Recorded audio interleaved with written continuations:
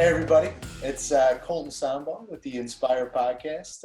Today we're super excited to be bringing you episode 3 of our Women Transforming Manufacturing series.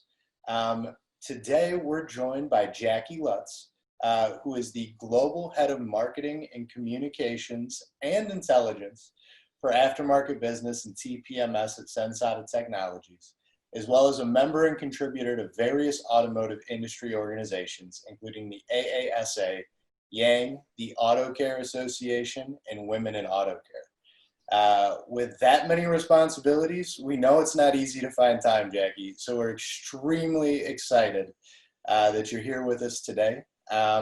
Also, and Jacki, we'll have you give an introduction in just a quick second. We've got Dana Aerosmith with us too. How you doing, Dana? I'm doing great. Thanks, Colton. Absolutely. And so Jacki, you know, since you're going to kind of be the star of the show, before we jump in, would you mind giving us just a little bit about your background, and kind of who you are? I started out in the entertainment industry, actually, in a couple of sales and marketing roles there. And I moved on to the medical industry, so I have a little bit of experience there. And then I actually ended up taking a little bit of a sabbatical, and I moved to England and did some marketing for the finance department for Thomson Reuters there for a little while until I moved back here and found my home in manufacturing, and I love it, and product marketing. I really enjoy it. And since I've been with Sensata, I've really been able to, take the knowledge I had more on the marketing, communication, and brand side, and I'm really getting introduced to some other sides of marketing on the data side, the intelligence side. So it's been really interesting and a great ride so far. No, that's incredible. And with our audience being, predominantly marketers in manufacturing, we know we're a rare breed. So the fact that we found someone else who loves this interesting little niche of the crazy world we call marketing is super exciting. Dana, you mind giving us a little bit about your background too before we jump in? Oh, absolutely. I'm one of the few people that studied marketing and actually stayed in marketing from the, well, I'm not going to give the decade, but yeah, it has always been, as a problem solver and someone that's excited about putting pieces of puzzles together. This has been a great path, and I've found industrial and manufacturing marketing to be at the top of that. So, yeah, absolutely. So, to loop it back to you, Jacki, every hero has an origin story. Even marketing and communications heroes. So can you take us back? Like, I know you described kind of having a pretty diverse start of your career and some various stops, but what was that moment where, it was kind of like, hey, this marketing thing, I like it. What really sparked that inspiration for you?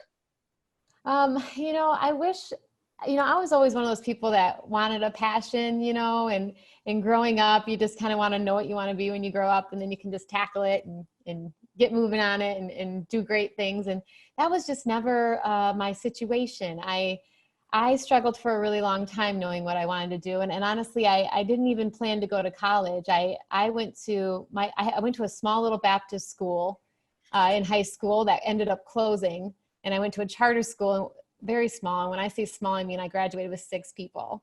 wow. And because of that, I ended up with a full ride scholarship as salutatorian, as a perfectly average student. I was a 3.5 GPA. So I'm not like some, super smart, dedicated student or anything, but, I was better than 4 other people in my class, I guess. So I got a full ride to college, and that's what put me in college. And then I never knew what I wanted to do when I was in college. So I went with communications because I knew it was really broad. And I actually took one business class and thought it was quite boring. So I, went the communications route. I did some internships in public relations and marketing and got hired after the marketing one. And that was kind of why I ended up in marketing and tried sales for a while, really liked sales, ended up coming back to marketing. And I think, you like what you get good at, right? You like to, flex muscles that are strong. So I think as the more I got, opportunities in marketing, the more I just invested myself in it, and the better I got at it, the more I liked it. And, here I am.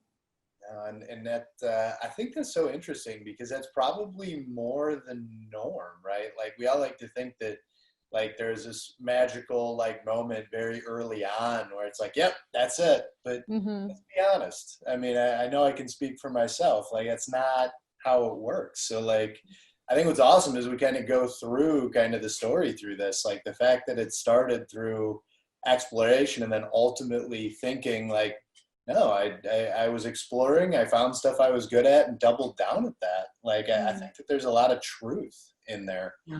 Jacki, you shared with us that you were kind of finding your way in your career. You're learning to grow where you were planted. And one of the things that you mentioned was your time in London. And I believe from an earlier conversation that you were pursuing an MBA there. Mm-hmm. So can you share with our audience what it was that you took away from your MBA that made you a good leader today? It's a really good question. And I will say that, that whole experience happened because, again, I was just, I didn't have a target in life. I didn't really know what I wanted to do. I knew I wasn't really happy where I was. But, when you're in that situation, it's like you can't move because you don't really know where to go. And you don't want to just start over somewhere else to find that you're not happy there. And then you have this resume of, moving around and, you're just kind of stuck. So I ended up doing it because, I was hoping it would be like a self-exploratory, year. And it didn't end up being that. And, you do a year in London and I did a lot of things. I traveled all around Europe while I was there. I really widened my, horizons as far as possibilities in the world and different cultures and just learning a lot about myself, putting myself out there like that, coming from such a small world in my little class of 6, was a big deal for me. And then, we finished it up in Thailand as well. That was part of the program to get the Asian perspective and write our thesis. And when I came back, I just found myself kind of in the same position. I still didn't know what I wanted to do. But what I did know is that I was much more resilient than I ever knew I was, that I gained a lot of interpersonal skills. I knew I loved working in a global atmosphere, something that is, bigger than me and bigger than whatever office I would be sitting in. And I learned what kind of company I want to work for. And when I started interviewing, I started looking for those things. And instead of necessarily what kind of product I was going to be selling or what industry I wanted to be in, that stuff was so important to me before that experience. But coming back, it was more about who I worked for and my values. And I wanted to work for somebody who had charisma and, who I wanted to work with every single day and who I respected. And that was what I found in the person who interviewed me it was Schrader at the time, which was eventually acquired by Sensata. But I took this job because of the person who interviewed me. I just liked him. I wanted to work for him. And I think when I changed that mindset, it really changed the way I look at my entire career. And when it came to leadership, kind of the same thing. I guess I don't really care what I'm leading. I love marketing. Am I passionate about it? I don't know, but I love working with people. I love helping to develop people. I love empowering people. I love, taking a vision and telling that story and getting people on board and inspiring other people to see what I see, in the future and wanting to get there and getting people on board to, execute on a new strategy, like that kind of stuff.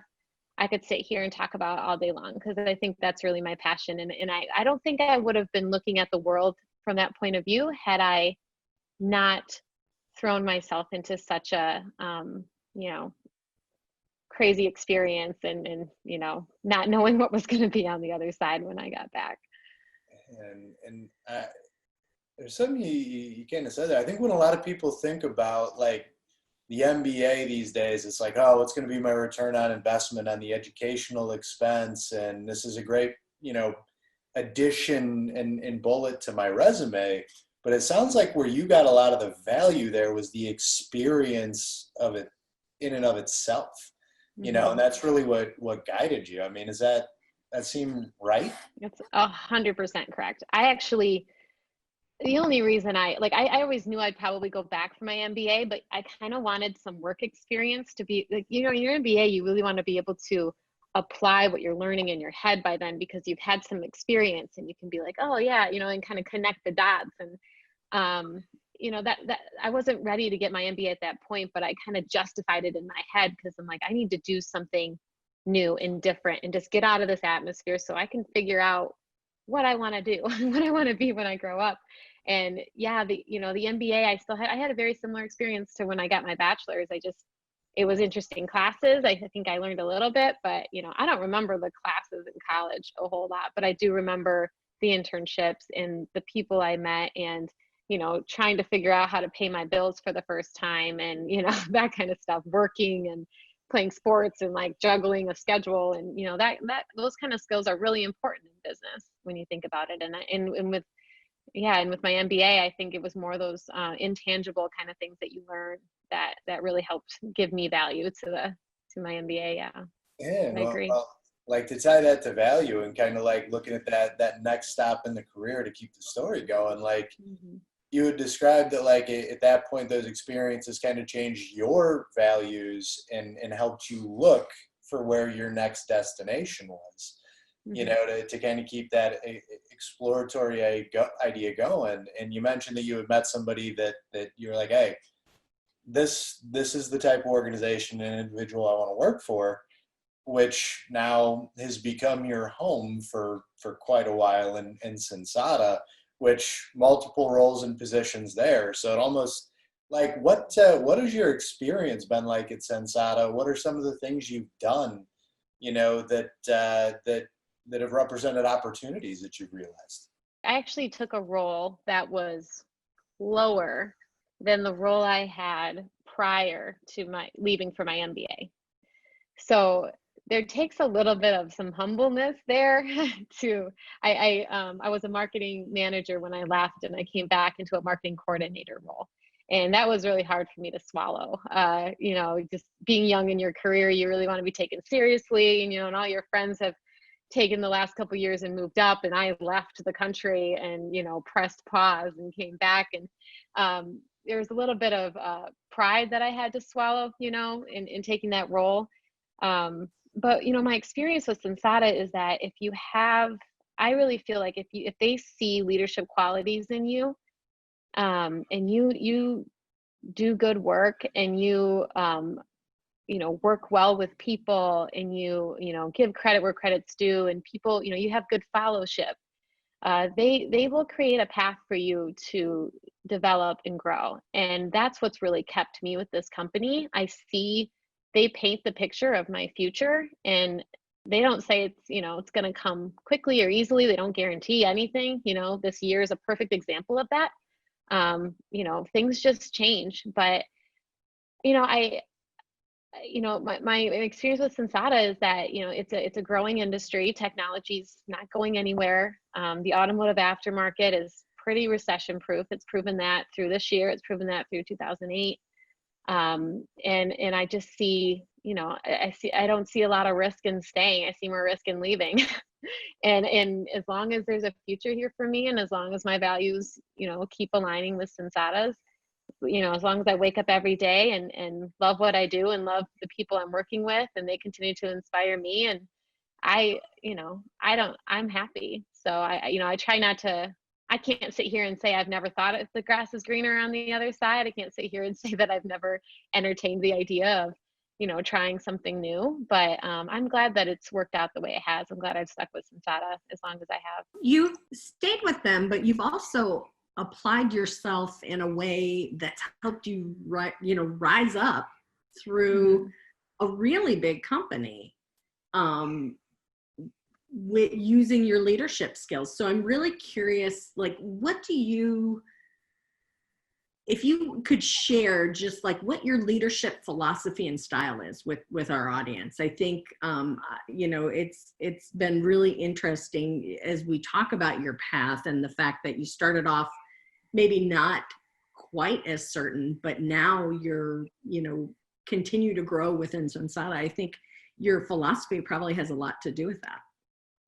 Yeah, you know, I never really thought of myself as having a philosophy of leadership, but I think, you know, and I have to say too that there's a lot of people that helped me get here. Like I've had mentors and people who believed in me before I ever believed in myself, who, you know, promoted me to positions that I didn't feel like I was ready for, you know, and really believed in me, and that meant a lot. And I think that was actually like, you know, a point in my career where I'm like, okay, well, maybe I should be aiming way higher than where I'm aiming. And you know, I have to say that, but I really think, you know, when I think about maybe my leadership philosophy, all I can think of is really like the golden rule.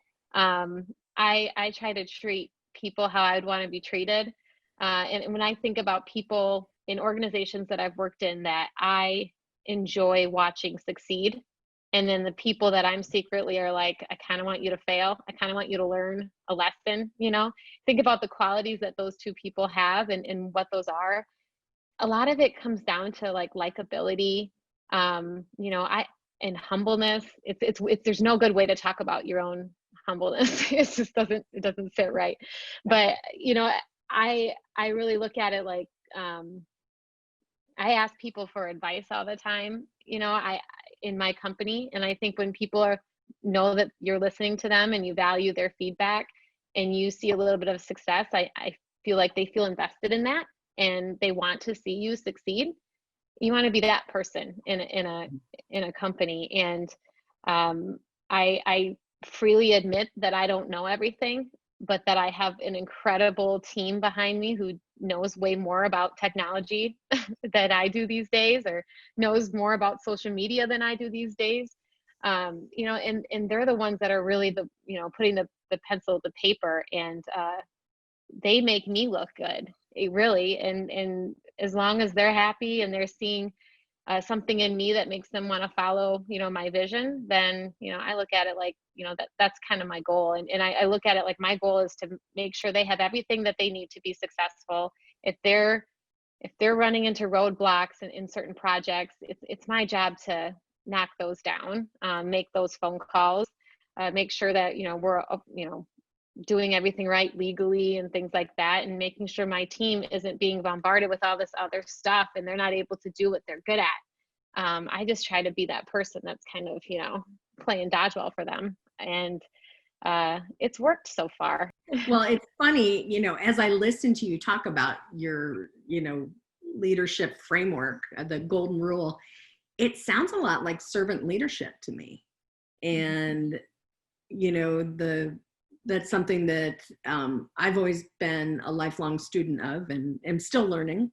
But, you know, so how do you think that servant leadership framework has really helped serve Sensata since you've been there? I think it's served our team really well because it's kind of cyclical. So if you, and I always say, you know, you can lead from the bottom. And I truly feel that if I make my boss look good, I know her very well. And I know that when she's going to her boss with whatever it is I did, she's giving me credit. I know that she's saying like, this is what Jackie did. And because I know that, I just want to continue to make her look good.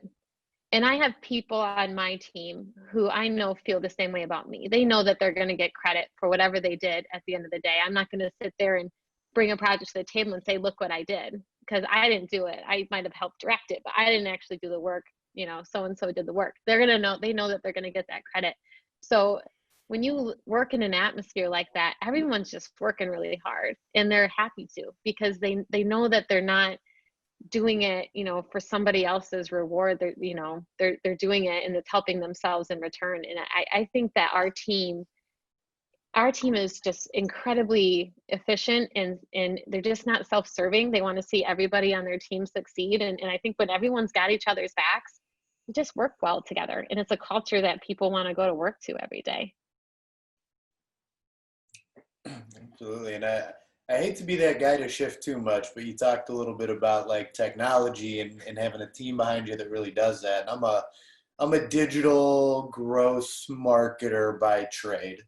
So that really resonated with me. But like hearing like the highly collaborative environment, I know you've got intelligence in your business title, and how does that, like, how do you take that idea of market intelligence and start to build a team around that idea and kind of apply it in practice? Because I think that's something a lot of manufacturers struggle with, is like getting a team around that idea of market intelligence and using it to steer sales and marketing.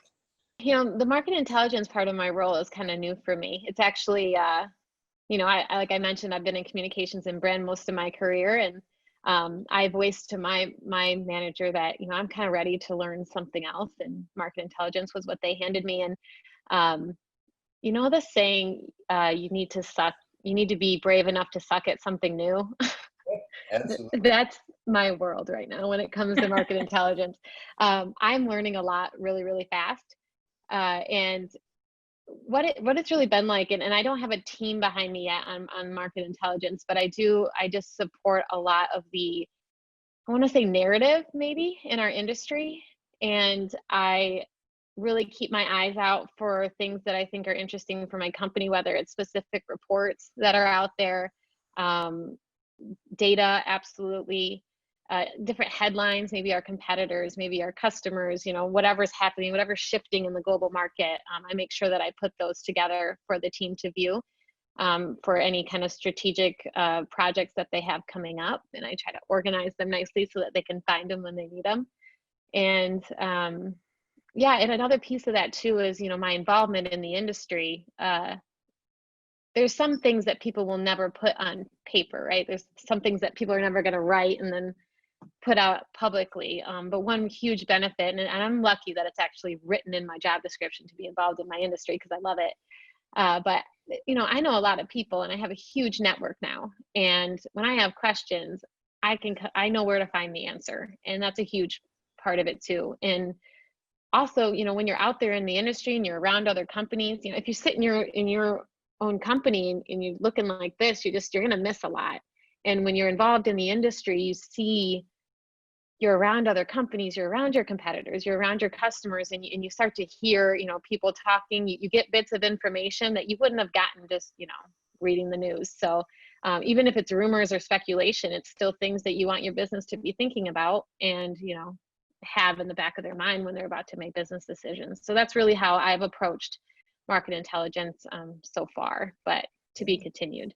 No, I think that there's something like really, really smart about that, right? Because a lot of people think about like data and market intelligence, and it's like this hard science approach, which I'm sure is a big part of what you're doing. But I think there was a real golden nugget there where it's like, no, there's a very real human side of this. I need to know who to ask the right question.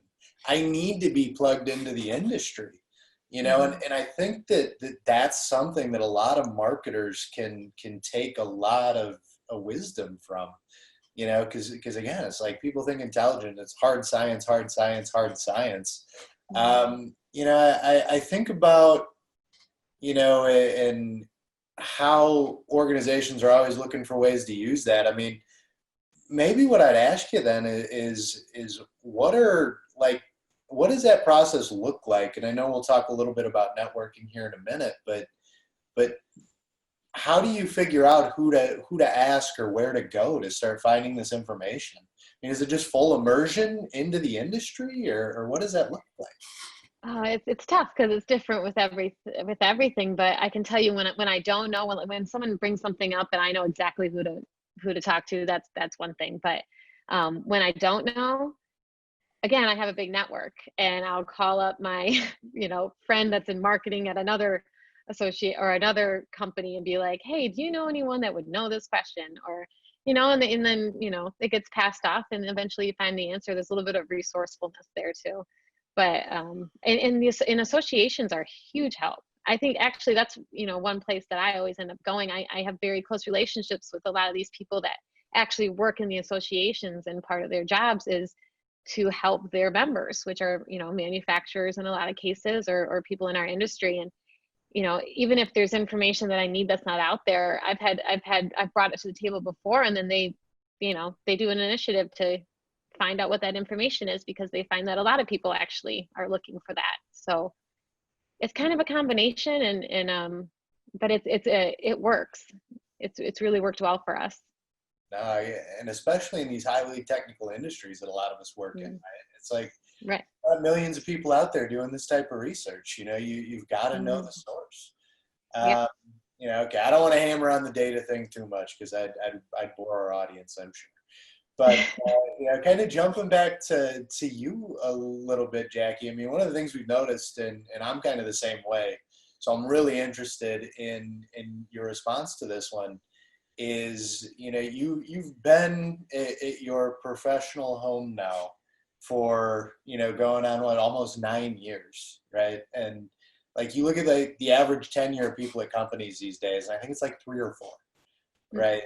You know, and I think that there's something really magical about that. And I think that because it's not so common for people to set roots in some place for so long, like, what are some of the insights you've had through that experience? How has that made you a better professional and help, you know, fortify some of maybe, you know, the additional value set that you took along the way, and things like that? Yeah, it's a good question.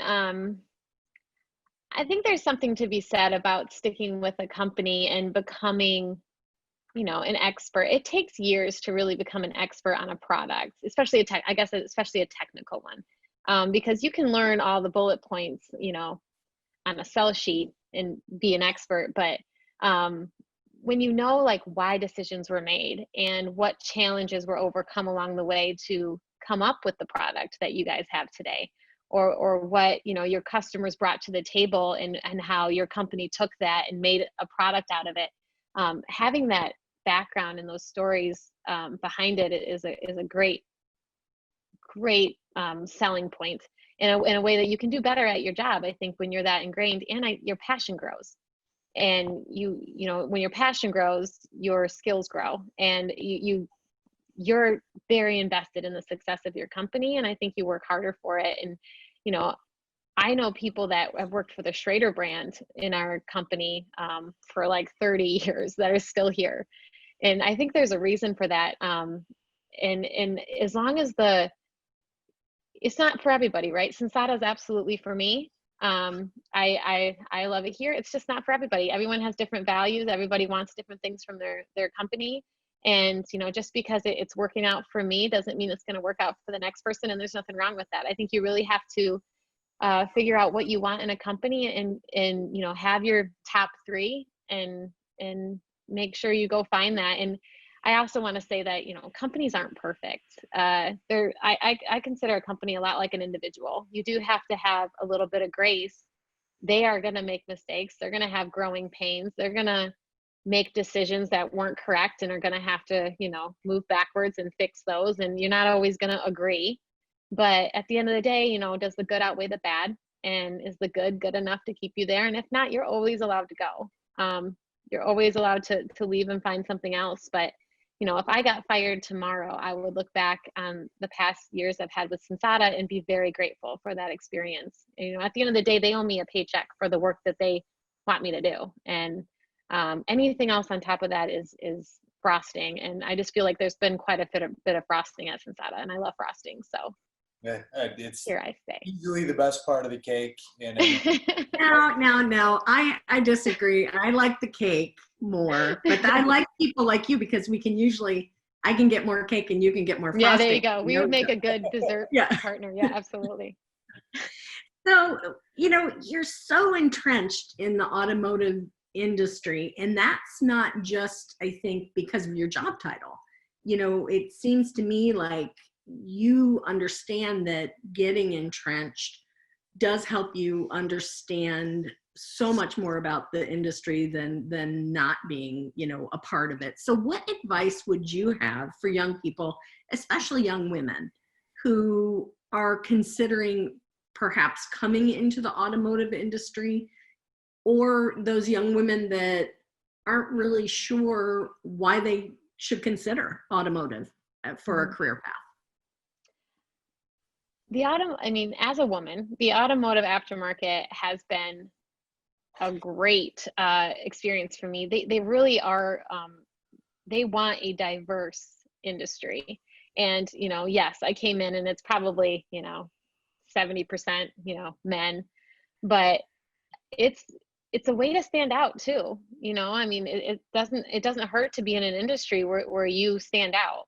And at the end of the day, I really feel like I've been known for my, the value that I bring, and the industry has welcomed me with open arms. I don't think they care about your, girl, boy, or what your background is or any of that kind of stuff. They really need people that want to roll up their sleeves. And if that's you, the automotive aftermarket will be very good to you. It's kind of a family, and it's why I stay here. It's not because I love cars. I'm still not a car person after, all these years in the industry. I've tried to be a car person. I actually legitimately applied myself to try to become a car person, and I'm just not. I'm here because I love the people. The people have invested in me. The industry has invested in me. And I don't think I could leave now if I tried, because I'm kind of in now. Like a lot of people say, once you get into the automotive aftermarket, you never leave. And I can see why, because you kind of get invested, and it's kind of sticky, and you meet all these people that you really like and you want to continue to work with, and you just don't really want to, I don't feel the need to look at a different industry. And I think that, anyone young or women should definitely consider the automotive aftermarket as an option for them. And it's continuing to grow even through these trying times. People still need car parts. So it's a great place to be. Yeah. Sometimes they need them more if they're not buying new. Absolutely. So we mentioned, several times throughout that you're involved in a lot of different organizations within the automotive aftermarket. So this is kind of a two-part question. What value have you gotten from them? And then the second part is, what value do you think you've brought to the industry? So the value that I got from my involvement is kind of I think a huge reason of why I'm here today, because I have made some very, very close friends in this industry, who I have been able to lean on multiple occasions when I'm asked to do something for my company, or take a certain initiative and I don't really know where to start, and I can't sit here and say like I have all the answers, right? So I just have people that I can call on that are in similar positions and or have already done it, and I can call them and say, hey, what did you do and why did you do that? And we're thinking about doing this. Do you think it would work similarly? And I can have these kind of answers and then bring them back to my company. And that helps me look good, just being resourceful, and I'm bringing that answer to the table. But I don't believe I would have climbed like I have if it wasn't for the network that I created, or that I've built over the years. That's what I get out of it. And as far as the value I bring to the table, I think, obviously I do a lot.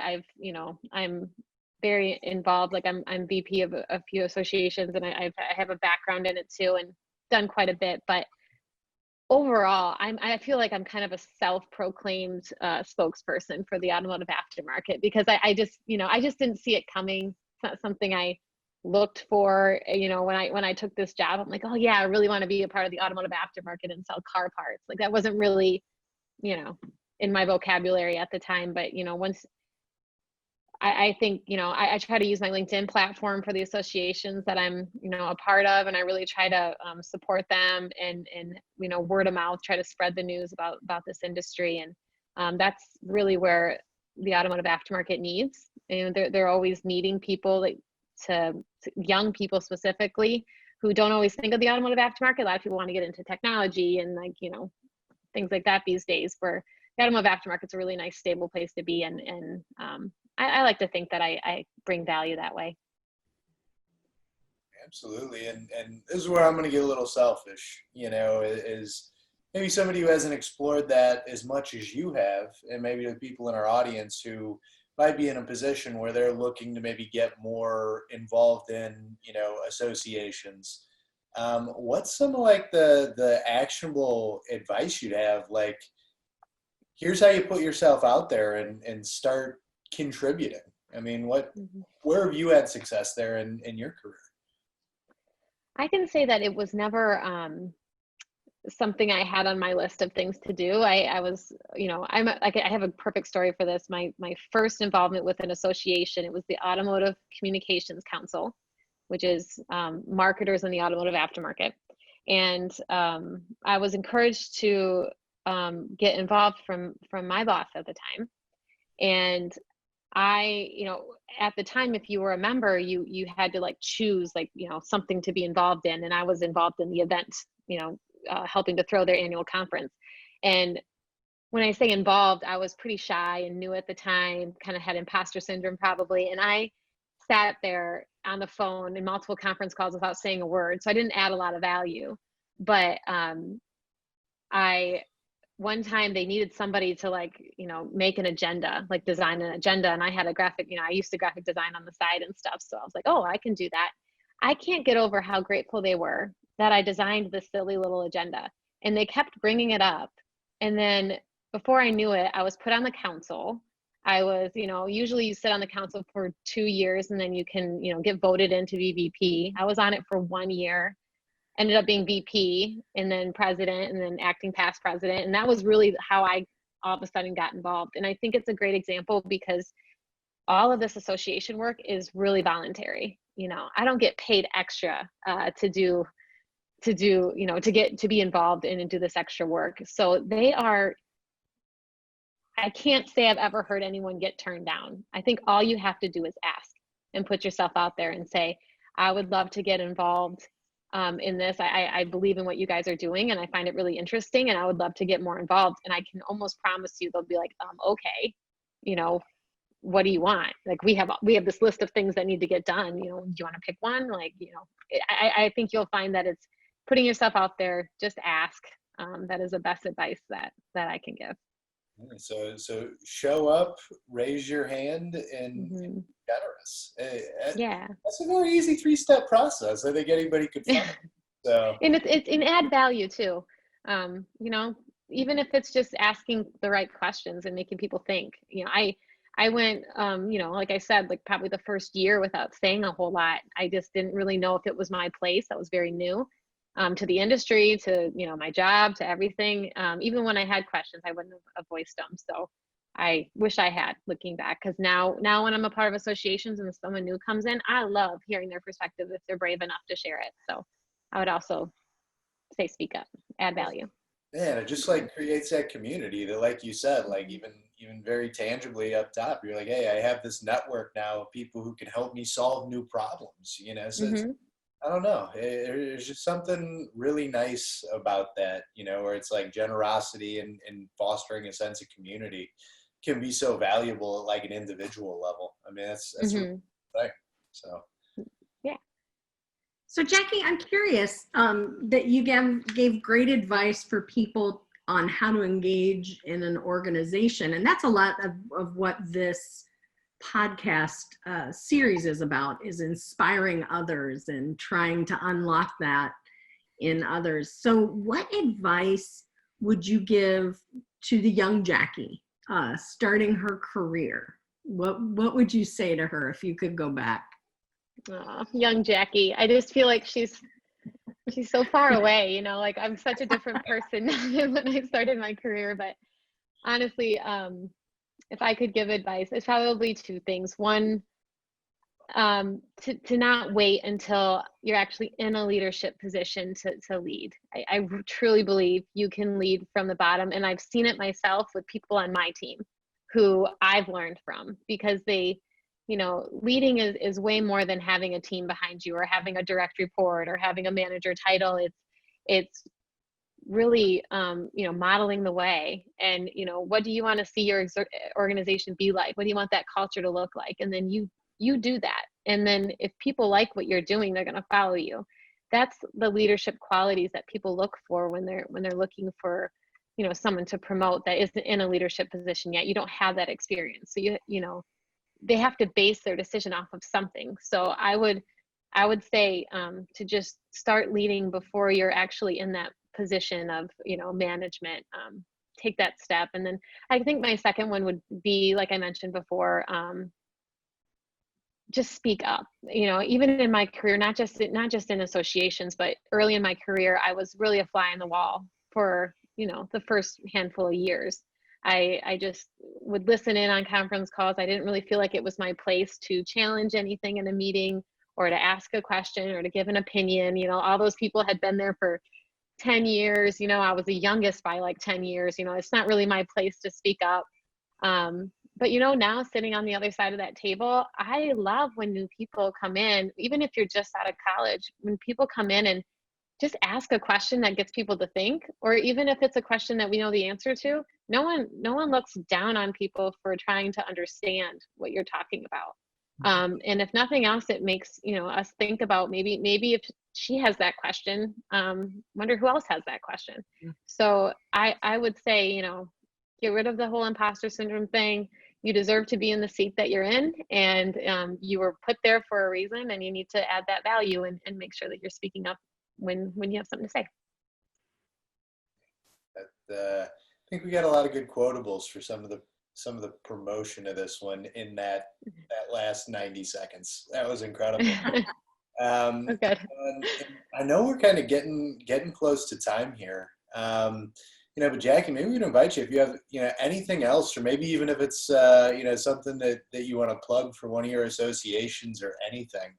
Do you have any parting words or any of that for our audience? I mean, this has been an incredible episode, so if the answer is no, we get it. But, wanted to give you one more opportunity to kind of get a message out there. Sure. I'm in marketing, so I'm not going to pass this up. And because I know who this audience is, I will mention 2 organizations. One is Women in Auto Care. So if you are a woman and you are interested in the auto care industry, or if you're in the auto care industry and you're not yet a part of Women in Auto Care, that one, and actually I'll mention this other one first, Yang, which is the Young Automotive Networking Group. That is for people under 40 in the auto care world. Both of those have been a huge change for me. And I will say that I was a total skeptic of both.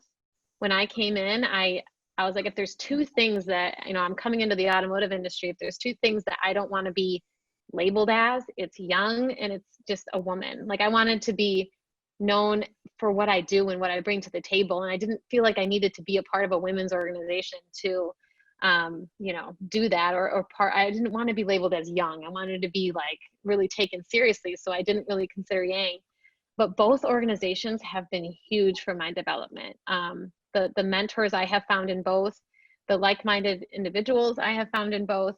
I've had, people younger than me mentor me in some of these organizations. And the, in the women one, I just never knew how inspiring it is to see people who have had similar challenges that I've had that, may not necessarily come from a man, but to see how they overcome those and see how they are better for those and where they go in their career. It has been a huge game changer for me, something that I didn't think a support that I didn't think I needed.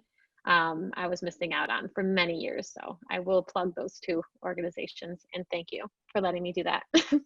And you'll see them in the show notes too. So good. Now, Dana, I don't know if you've got anything that you'd like to close this one out on, but I've said it and I'll say it again. This was incredible, Jacki. So thanks so much. Thank you. Yeah, no, I have nothing after all those quotable and all quotable things and all the inspiration. I really can't add anything else. It was great. Thank you, Jacki. Okay. Thank you guys so much for having me. I was really looking forward to this, and it didn't disappoint. I really appreciate it. Thanks so much. And to the audience, we'll see you soon, and look forward to seeing everybody get a little bit more involved in some organizations who might be listening. So it's fantastic. Have a great one, everybody.